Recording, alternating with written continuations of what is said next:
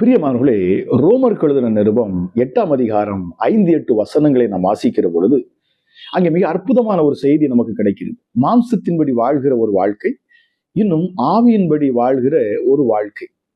இதற்கு இடையிலான ஒரு வித்தியாசத்தை, ஒரு வேறுபாட்டை இங்கே பவுல் எழுதுகிறார். பிரியமானவர்களே,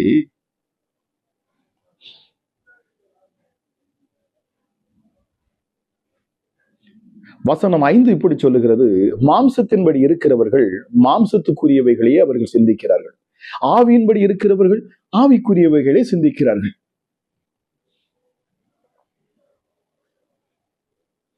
இங்கே மாம்சம் என்றால் என்ன?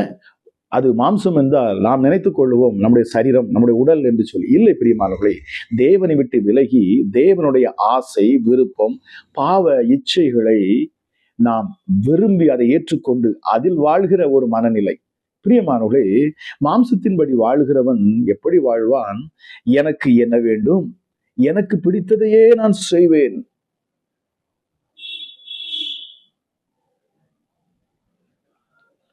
இன்னும் பணம், உலக இன்பம், பெருமை, கோபம், பொறாமை, இது போன்ற காரியங்களில் அவர்கள் முக்கியமாக அதில் செயல்படுவது. இந்த மாதிரியான காரியத்தில் அவங்க முதன்மையா இருப்பாங்க. பிரியமானவர்களே, தேவனுக்கு என்ன பிடிக்கும்? ஆனால் ஆவியின்படி பிறக்கிறவன், ஆவியின்படி வாழ்கிறவன் எப்படி இருக்கிறானா, அவன் தேவனுக்கு என்ன பிடிக்கும், என் கர்த்தருக்கு என்ன பிடிக்கும், தேவனுடைய விருப்பம் என்ன, தேவனுடைய சித்தம் என்ன, இதன்படி அவன் நடக்கிறான். வேதாகமம் என்ன சொல்லுகிறது என்று சொல்லி அவன் சிந்தித்துக் கொண்டிருக்கிறான். அதன்படி அவன் செயல்பட நினைக்கிறான்.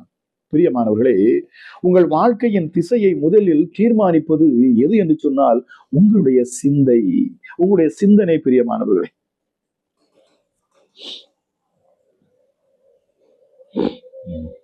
ஆகவேதான் பவுல் இப்படி சொல்லுகிறார்: மாம்ச சிந்தை மரணம், ஆவியின் சிந்தையோ ஜீவனும் சமாதானம் என்று சொல்லி.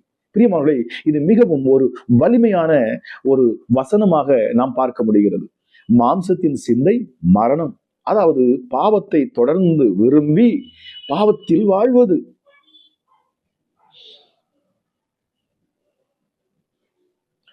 இதில் கடைசியாக தேவனை புறக்கணிக்கும் ஒரு ஆவிக்குரிய மரணத்துக்கும் தேவனிடத்திலிருந்து பிரிந்து வாழும் வாழ்க்கைக்கு இது வழிவகுக்கிறது. பிரியமானவர்களே, ஆவியின் சிந்தை ஜீவன், ஆவியின் சிந்தை சமாதானம்.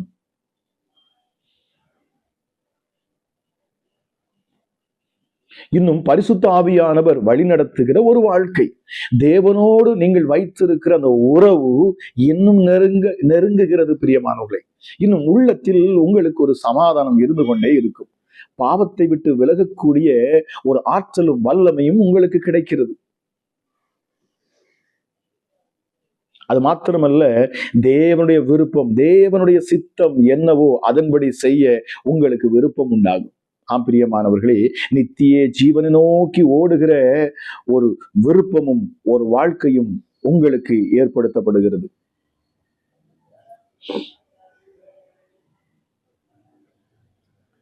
சமாதானம் என்றால் நிறைய பேர் நினைச்சுக்கிறாங்க பிரச்சனையே இல்லாத வாழ்க்கை.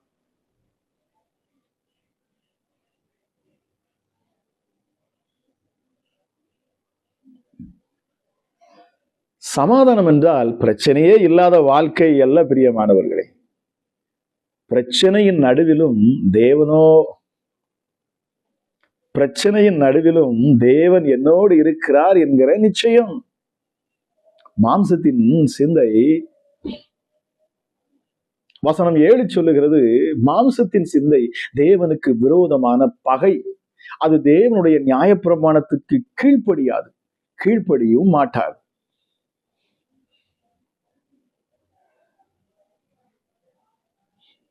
ஆகவே பவுல் இங்கே இன்னும் ஆழமாக சொல்லுகிறார், மாம்ச சிந்தை தேவனுக்கு எதிரானது. ஏன் எதிரானது? ஏனென்றால் மாம்சம் சொல்லுகிறது, என்னுடைய விருப்பத்தை நான் செய்யட்டும், என் விருப்பத்தின்படியே எல்லாம் நடக்க வேண்டும், என்னுடைய விருப்பம் நடக்கட்டும் என்று சொல்லி. ஆனால் ஆவி என்ன சொல்லுகிறது?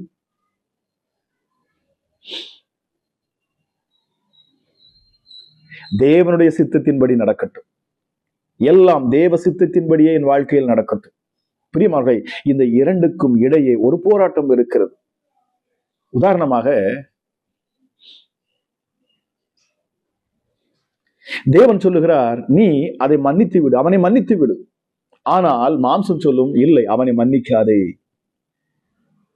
தேவன் சொல்லுகிறார், நீர் பரிசுத்தமாக நீ ஒரு வாழ்க்கை வாழ வேண்டும். ஆனால் இந்த மாம்சம் என்ன சொல்லும் தெரியுமா? உன் ஆசையை நீ நிறைவேற்று, உன் விருப்பத்தை நிறைவேற்று, உன் இச்சையை நீ பின்பற்றி போ. இன்னும் பிரியமானவர்களே, ஆவி சொல்லுகிறது, நீ உண்மையை பேசு, நீ சத்தியத்தை பேசு, உண்மையின்படி நட. ஆனால் மாம்சம் என்ன சொல்லுகிறது? உனக்கு நன்மை கிடைக்கும் என்று சொன்னால் நீ பொய் சொல்லக்கூட தயங்காதே.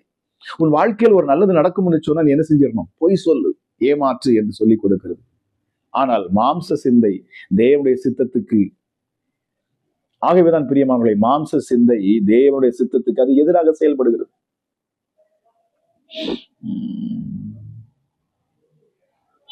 இன்னும் ஒருபடி ஆழமாக சென்று பவுல் இப்படி சொல்லுகிறார் 8ஆம் வசனத்தில், மாம்சத்துக்கு உட்பட்டவர்கள் தேவனுக்கு பிரியமாய் இருக்க மாட்டார்கள். பிரியமானவர்களே, இது முக்கியமான ஒரு எச்சரிக்கை செய்தியாக நாம் எடுத்துக்கொள்ளலாம். பாருங்க பிரியமானவர்களே, இது மிக மிக முக்கியமான ஒரு வசனமாக நாம் பார்க்க வேண்டும்.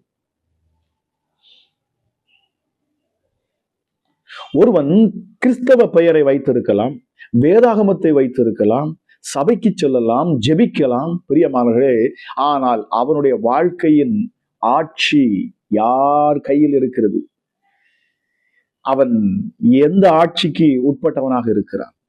அவன் எதற்கு கீழ்ப்படிந்திருக்கிறான் என்பதை நாம் பார்க்க வேண்டும். பிரியமானவர்களே, ஒன்று மாம்சத்திடமா அல்லது பரிசுத்த ஆவியிடமா? இதுதான் கேள்வி.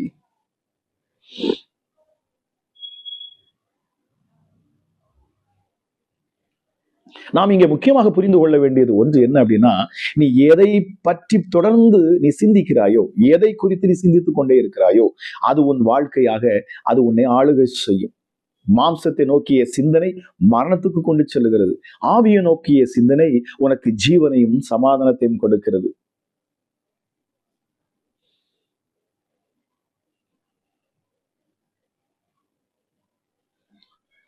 ஒரு முக்கியமான பிரியமானவர்களே, ஒரு சோதனை வருகிறது என்று சொன்னால் அது பாவம் அல்ல. தவறான எண்ணம் மனதில் தோன்றுவது மட்டும் பாவம் என்று நாம் சொல்லிவிட முடியாது. ஆனால் அந்த எண்ணத்தை தொடர்ந்து ஏற்றுக்கொண்டு அந்த பாவத்தில் அதிலேயே நாம் தங்கி இருப்பது, அதன்படியே நாம் செயல்படுவதுதான் ஆபத்தாக மாறுகிறது.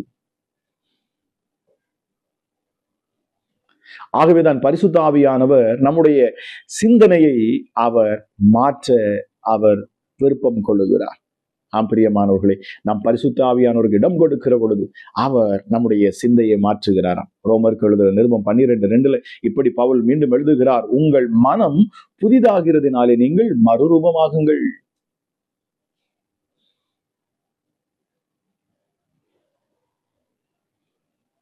பிரியமானவர்களே, உன் மனதை எது நிரப்புகிறதோ அது உன் வாழ்க்கையை அது ஆளுகை செய்யும்.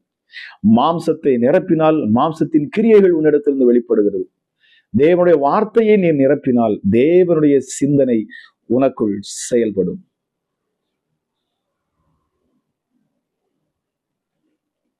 பரிசுத்த ஆவியால் நிரப்பப்பட்டால் ஆவியானுடைய வழிநடத்துதல் உன் வாழ்க்கையில் இருக்கும்.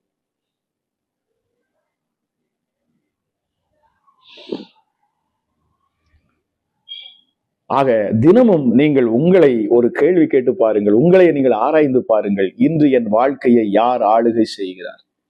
என் மாம்சமா, இல்லை என்று சொன்னால் பரிசுத்த ஆவியானவரா?